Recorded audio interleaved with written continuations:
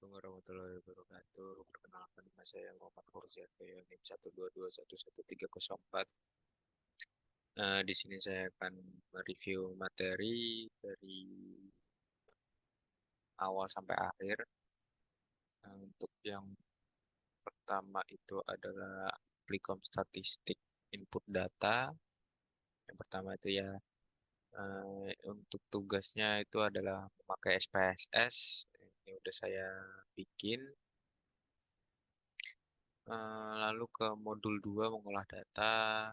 Nah, ini adalah pengolahan data, statistik deskripsi lebih berhubungan dengan pengumpulan data dan peringkasan data serta penyajian hasil peringkasan tersebut.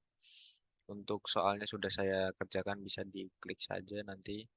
Untuk yang ketiga itu pengolahan data dan penyajian data. Untuk pengolahan dan penyajian data adalah proses yang sangat penting dalam berbagai bidang ilmu yang berkaitan dengan riset, termasuk statistika. Pengolahan data adalah mentabulasi data, menjumlahkan atau memilah-milah data menjadi data yang siap disajikan dan kemudian dianalisis sesuai dengan kebutuhan. Sedangkan penyajian data adalah kegiatan menampilkan data dalam bentuk yang lebih mudah dipahami melalui tabel, grafik atau diagram, atau bentuk lainnya. Untuk menunjukkan hubungan, perbandingan, pola, kecenderungan, maupun pencilan dalam data. Untuk soalnya sudah saya kerjakan juga. Untuk yang ke masih modul 3 ya itu ya. Oke, statistika parametrik. Untuk statistika parametrik adalah suatu ukuran tentang parameter, artinya ukuran seluruh populasi dalam penelitian yang harus diperkirakan dari apa yang terdapat di dalam sampel atau karakteristik populasi. Itu satu syarat umum yang harus dipenuhi apabila seorang peneliti yang akan menggunakan statistika parametrik, yaitu normalitas distribusi. Untuk soalnya sudah saya jawab juga.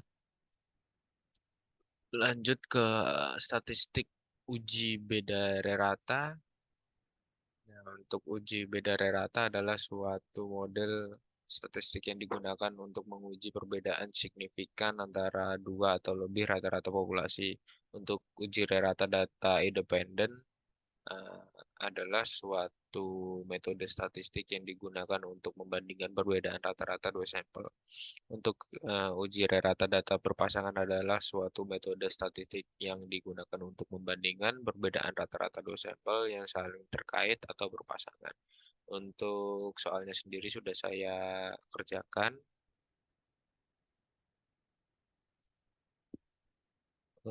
Habis itu ke review TS, ini udah saya kerjakan juga, nanti bisa dilihat sendiri. Lalu ke modul 4 itu ada uji non parametrik. Ini udah saya kerjakan juga soal 1 sampai 4. Lalu ke non parametrik ya, itu latihan 5. Oke, ini bisa dilihat keuntungannya. Yang pertama, data yang dikelola tidak harus berdistribusi normal sehingga penggunanya bisa lebih luas penggunaannya.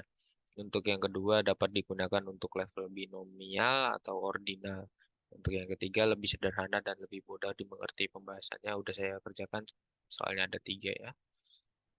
Untuk selanjutnya itu modul 5, regresi sederhana, itu analisis regresi digunakan untuk tujuan peramalan, di mana dalam model tersebut adalah sebuah variabel dependen atau tergantung dan variabel independen atau bebas.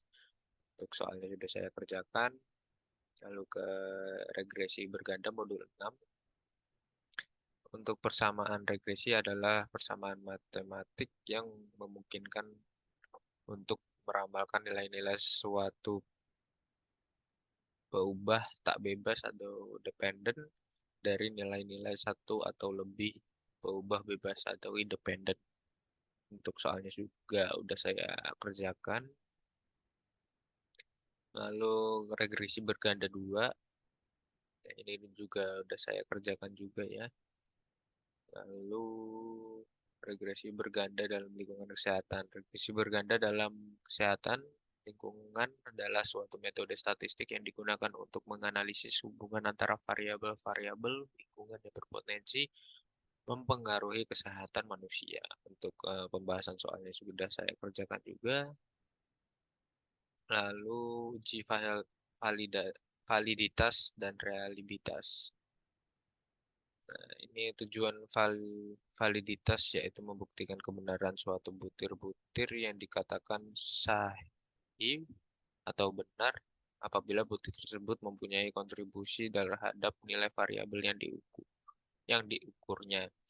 Lalu tujuan utama pengujian real,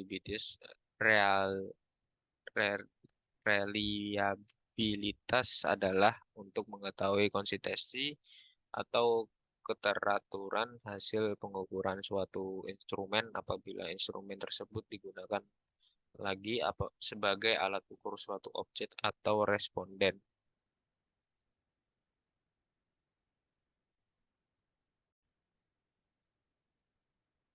Untuk soalnya juga udah saya kerjakan. Lalu ini CV saya, kita zoom dikit kali ya.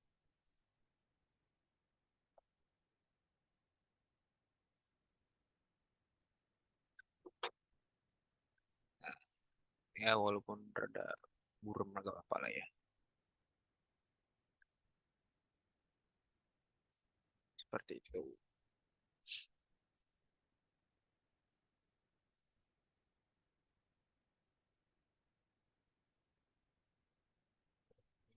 Gambaran blog saya bisa dilihat. Ini juga udah kan, seperti itu. Oke, itu saja sekian dari saya. Jika ada kesalahan mohon dimaafkan.